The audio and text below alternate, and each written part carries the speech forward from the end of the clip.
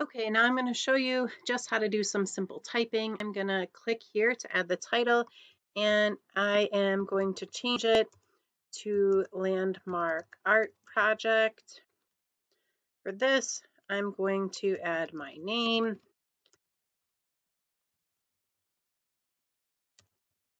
and the date. Okay, now I want the title of my presentation to change as soon as I did this. So I'm going to click up here.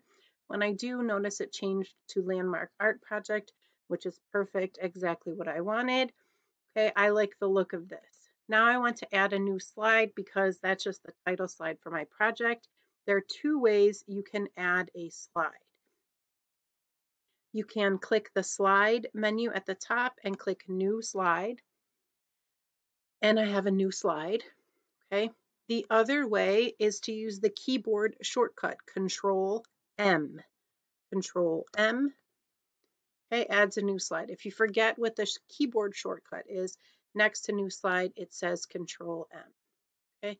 Now, if you don't like the way this slide looks, in the next video, I'm going to talk about how to change the layout.